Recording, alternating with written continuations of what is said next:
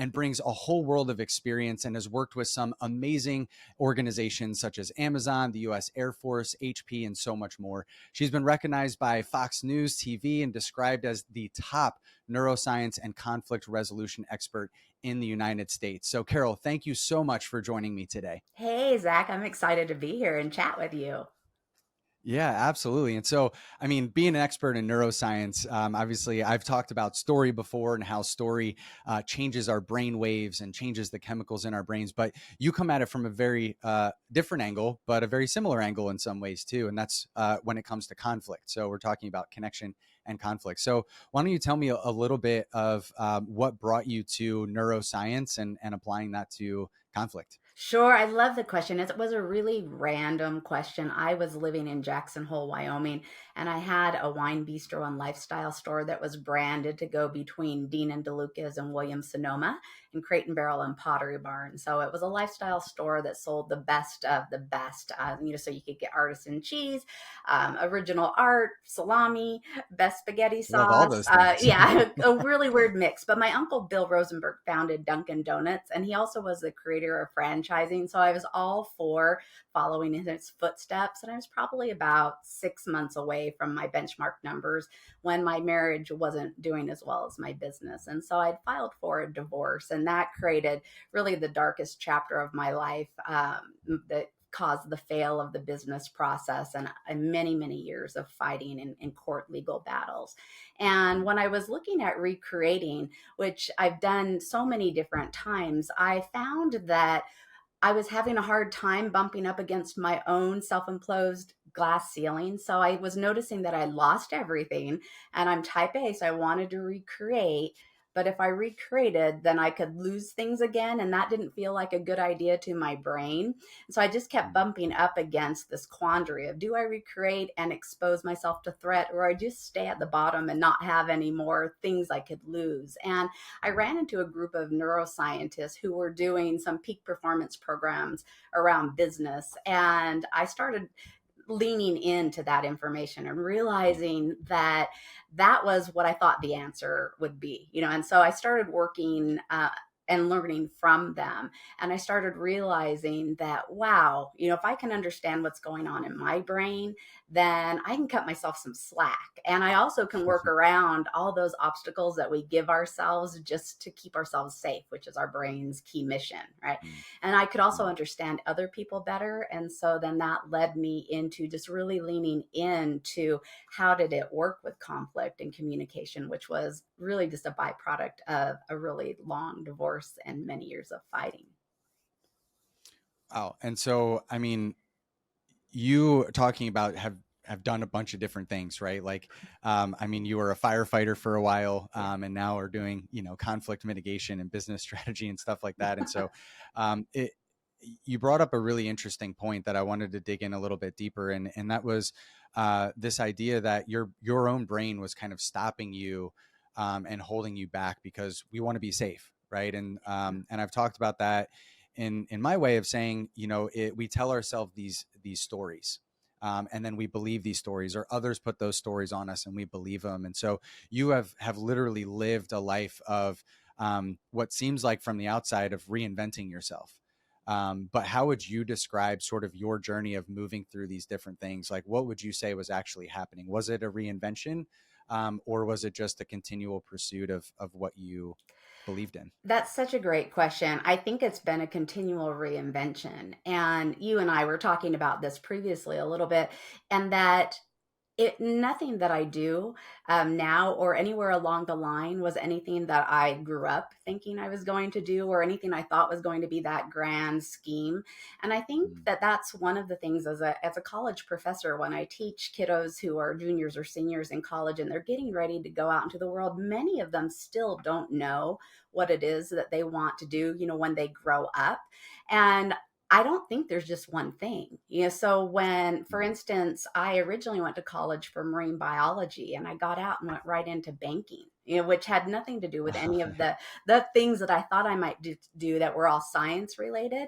But then I was in the San Francisco Bay Area, and I was, right fresh out of college, and the Loma Prieta earthquake hit. And at that point in time, People, when there's big disasters, people go home to their families. And I didn't have a family because I was from Las Vegas. So I started volunteering. And there was a freeway section called the Cypress structure that collapsed onto itself. And then it trapped the cars and the people within there. And I volunteered. And they put me out at this spot to support the emergency crews. And I just thought that was the most amazing thing to watch. And then that opened up the next route to going back to school, getting a degree in fire science and becoming a firefighter. So I really think when you live life fully, it's really about embracing all of those random moments and just saying yes to the next best thing and Mm. just following forward. There seems to be like a tractor beam that moves you when you're on the right path. And all those paths lead to all these really wonderful twists and turns. And if you can get past the scary part of it, which there always is, and the ambiguity of not knowing, if you just lean into it, it all unfolds really beautifully. Mm.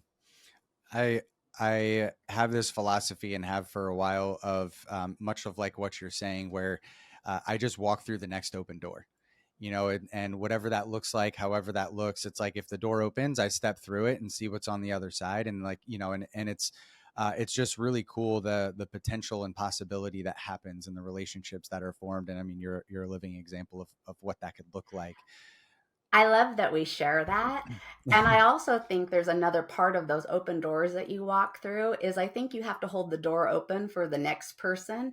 I think Mm. there is reciprocity that happens within the universe that when you're saying yes and moving forward and somebody's opening up the door and giving you opportunities, you also have that responsibility to do that with all those coming behind you. And I think that's where a lot of the magic sauce comes from in that whole process. I absolutely agree. I mean, it's all about how you can help other people, right? And I talk about how success really is at that intersection of you living the life that you want while also helping other people to live the life that they want to, and that's really what we call a life of joyful impact, and people define that very differently. But so my next question here, and I love science. I listen to all sorts of science based podcasts and stuff just for fun. I don't have a certificate from MIT, but I would love to hear, like some of us here, but I would love to hear from you. I mean, there's when it comes to conflict, I lived a good portion of my life avoiding conflict.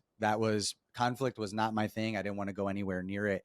And then there's also a healthy way of doing conflict. And as I've started to understand myself and my own brain and what goes on, of how to walk into that. But some people might not, they might not be have conflict and conflict mitigation and mediation as their job, but they deal with conflict every day within their lives, either with themselves, with family members, with whoever, friends.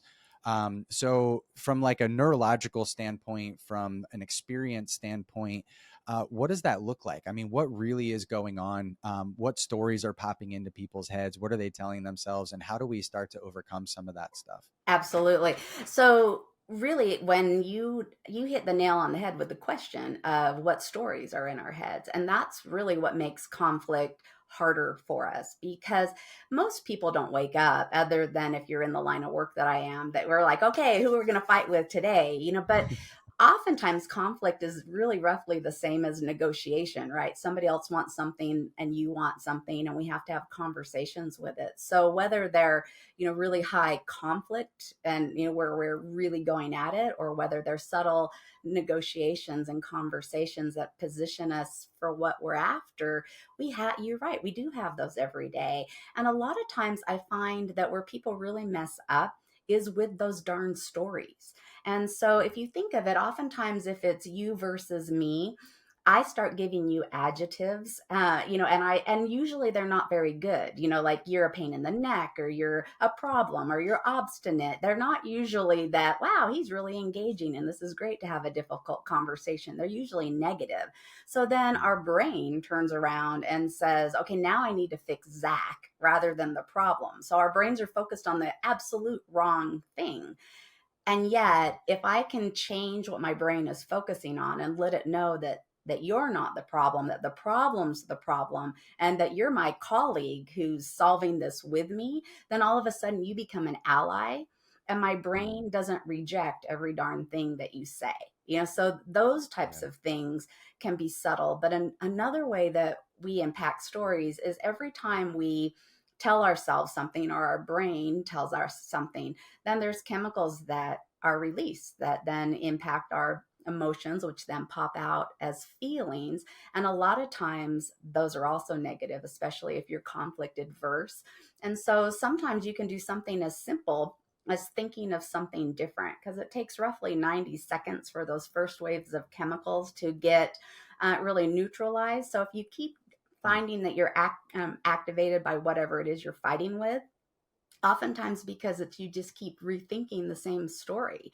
So if you can change what you're thinking about, or take a time out, or relax, and talk about the weather or whatever, oftentimes that can help your brain get back in the game, so you can have a conversation that's not one where you walk away going, dang it, why didn't I say whatever it was. So Hmm. little things like that can make it so much easier. And is obviously I can see how this applies to interpersonal relationships, right? But I mean, you help people at the very top of corporate organizations and then down the line, right? And so, Yeah. when you get into the workplace, I imagine too that there's a level of indifference, I guess, that comes into play a lot of times too when it comes to conflict, because people are, they're just like, well, it's my job. Like, I don't need to build deep connections or relationships with people, like, or whatever that might be. And then you brought up another point too about how it's not just conflict, but it also applies to negotiation, and how you communicate. So, can you talk a little bit of how you really work with organizations, and larger audiences, and sort of what the process is that you walk them through? Sure. With organizations, it's really an interesting thing. So, my PhD work is in peak performance psychology and how that's overlaps the neuroscience and the conflict resolution. And so, really, when you think about the world out there and whatever industry we're dealing with, but especially with the really competitive industries like banking or finance or manufacturing or tech, where they all have access to hiring the smartest people in the world that they can get, and everyone thinks they're hiring the best people that they can get. Really, if we all are functioning at a level, where's up? Well, that's really managing your brain. And there's so many little things that happen at the workplace that make people not feel like working their peak performance best, or don't really want to get lean in. And one of the people out there that work on this a lot, David Rock, has a model of change called the SCARF model, and it's an acronym. So S stands for status, C stands for certainty, A stands for autonomy, R stands for relatedness, and F stands for fairness. And so sometimes it's these little things like fairness, for instance. So say you and I work together, you're my boss, and you hire a friend because you guys go to lunch all the time. And all of a sudden, that's not fair, right? So then our brains are really have a big portion that's related to social connection. So we didn't make it to where we're at today because we were the fastest animals in the planet, or the strongest, or had the biggest claws or biggest teeth.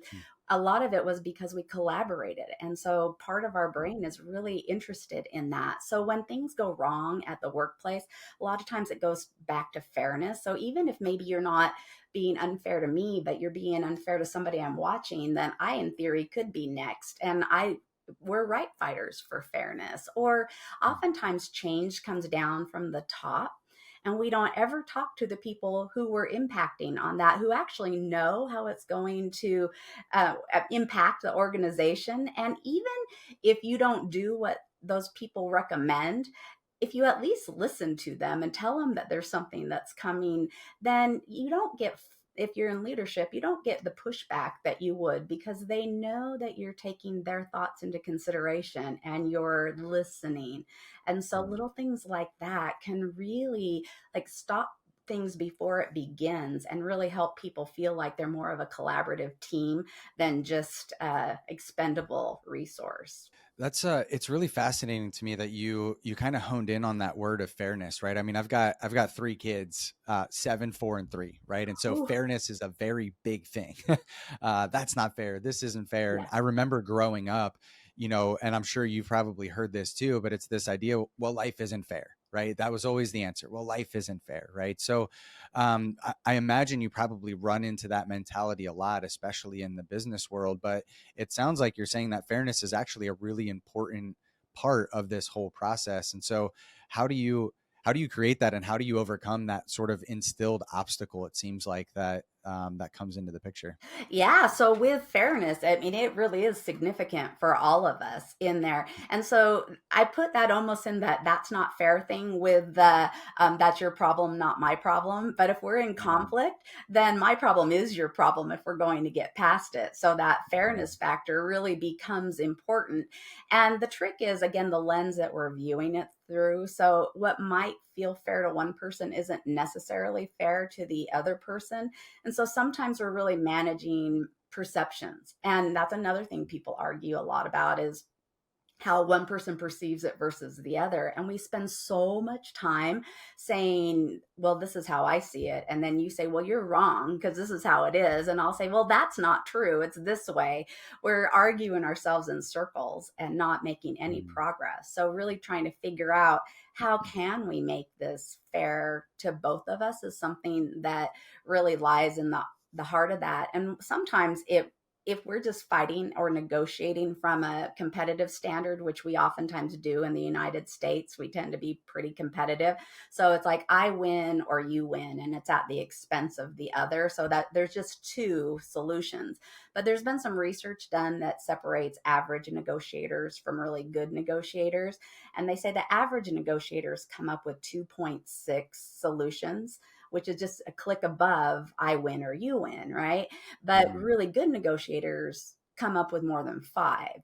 So that means we Wow. have to really figure out, okay, so if it's fair to you, you get this. If it's fair to me, I get this. What other things do we need in that fairness factor? What's really the why behind that we are Mm. aiming for? Because maybe we can get more creative with how we do things. And so then the last little kind of pro tip is you do this brainstorming first and then Oh, you pick second. So from doing research, I found that if you have an idea and I'm mad at you, I say what does that no, mean? you know, and then I'll say, I think we should do this. And you're also mad at me. You say no. And we could go through all those five different ideas and we'll shoot them all down. But if we brainstorm together and go, which of these do you want?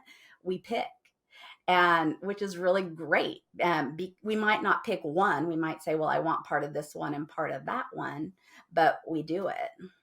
So it was interesting, like what you had talked about too, is when you come into this, it's perception, right? And we have two different perceptions. And I heard this the other day, and I really wish I could have remembered who said it, but it's the difference between perception and perspective.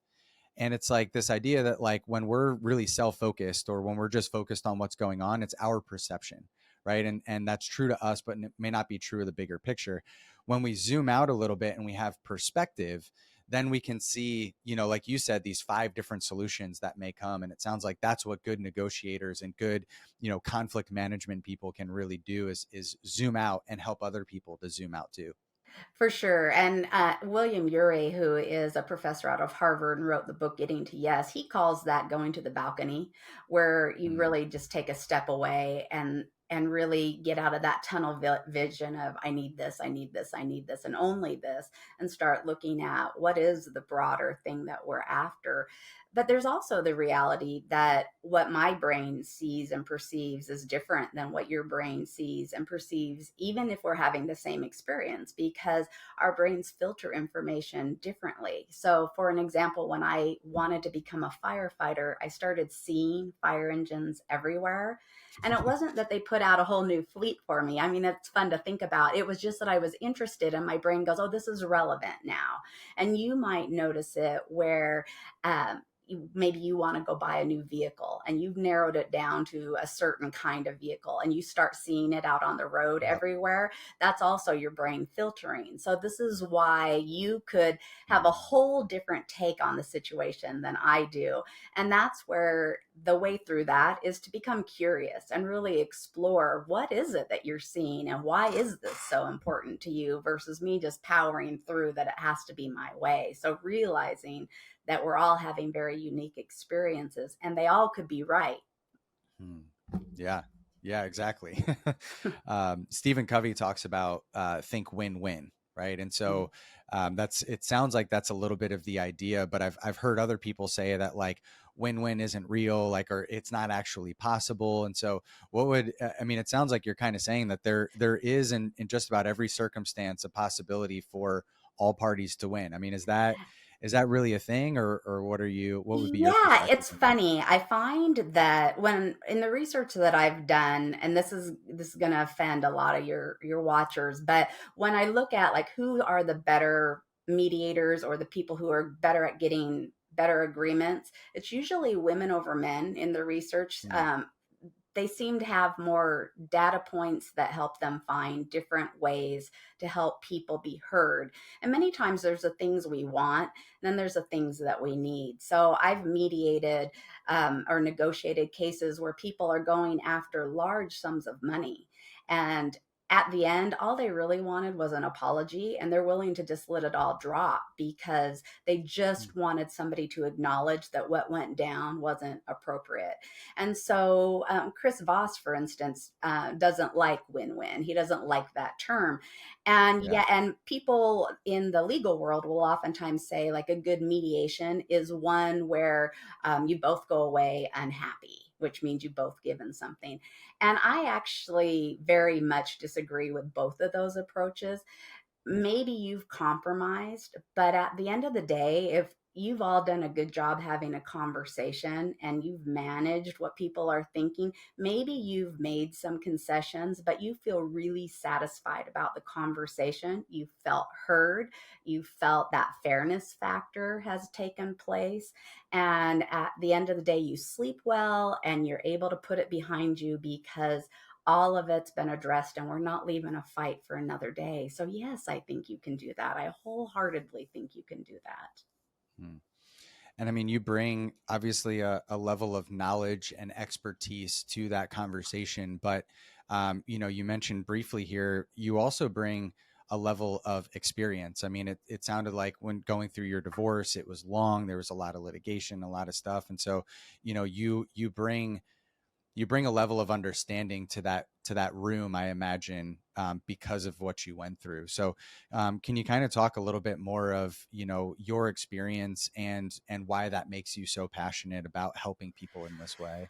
Yes, that's a tricky one to talk about right now because well, let me just give you a little background. So, yes, I've gone through all of that, and I now have overseen or facilitated more than 12,000 negotiations or Wow. mediations of all different kinds, from family law to criminal law to international business and everything in between. So, I can't say I've seen it, done it all, but I've done a lot.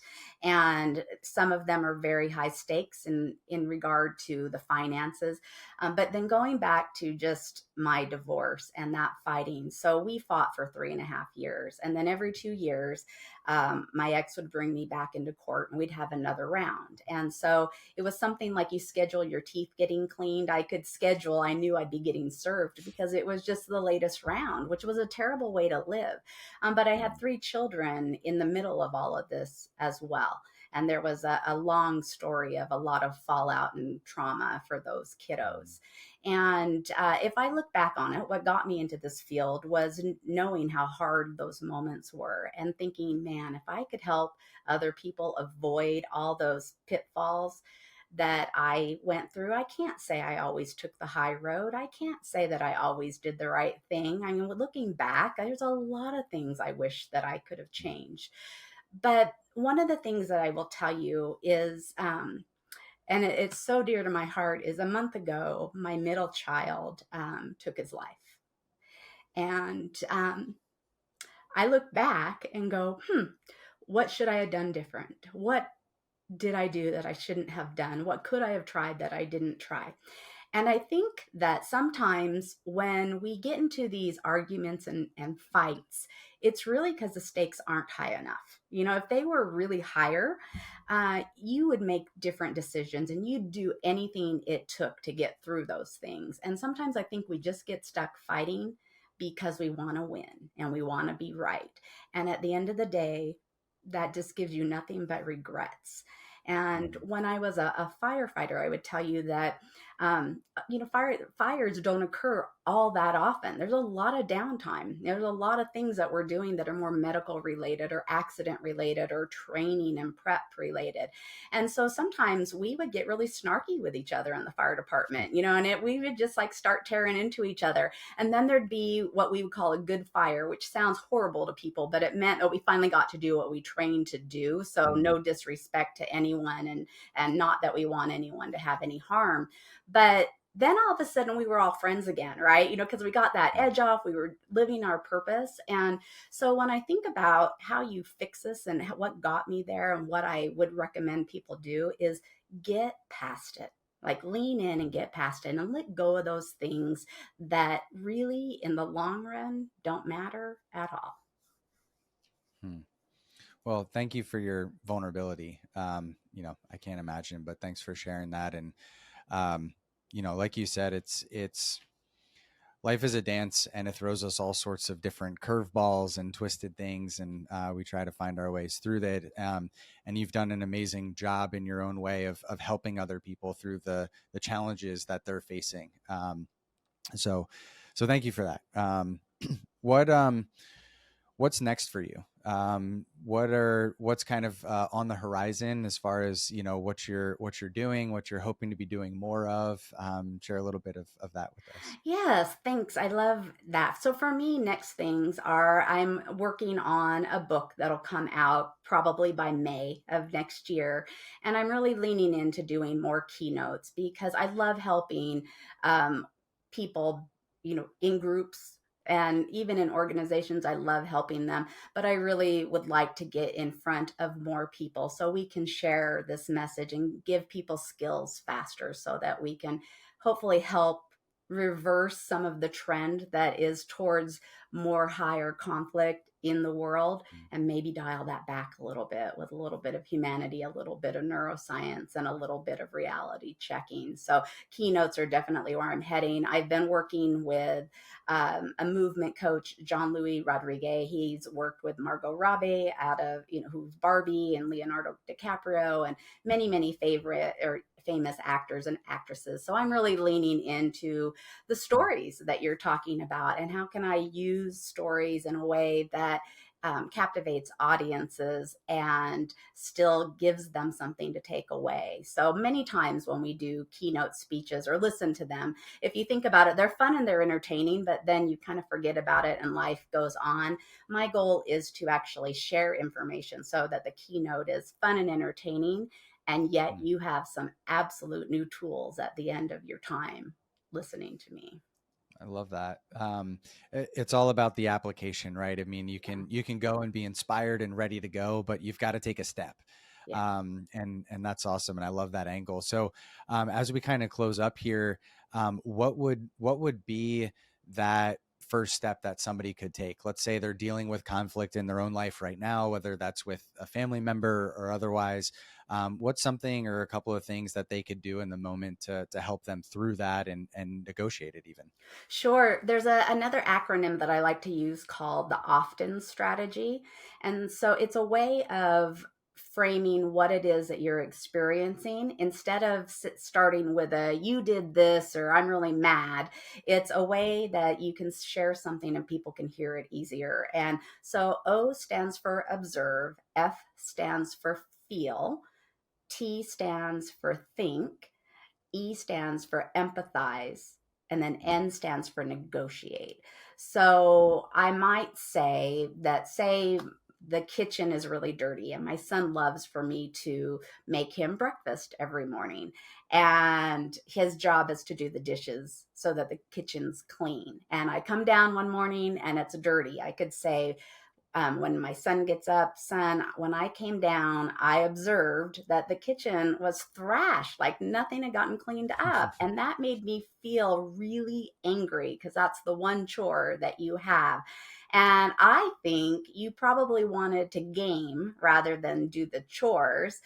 And I know that's important to you, and I want you to be able to have the time. And I know that's in the evening, but I think we probably ought to sit down and negotiate a new process so that I don't wake up angry and you still get your breakfast, you know? And so I'm not attacking him, and I'm giving him Yeah. the realization that I get where he's coming from too. And I'm asking him to join me in a dialogue. Does that make sense? Absolutely. Yeah, that was incredible that you just kind of knocked that out there like that. So, Yeah. very obviously you're good at what you do, and I guess after 12,000 of those, you would be too.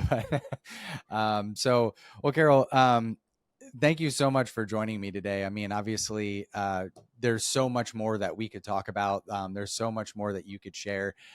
If somebody wanted to find out more, or digest more of the information that you have, or kind of find out more about what you're doing, I mean, what would be a good way for them to be able to do that? They could go to my website, carolbarks.com. Again, thank you so much. It's been an honor talking with you, and I look forward to seeing these next steps, and where you go and where you take it, and how you really inspire probably a very large global audience with the information that you have. So thank you. Thanks again for having me, Zach. I so appreciate you. Yeah. And thank all of you for joining us. As always, if you found this information helpful, please like, share. Be really inspirational for all of us to understand how to understand conflict, how to move through conflict, and really be able to do it in a way where we all walk away feeling a lot better about it. So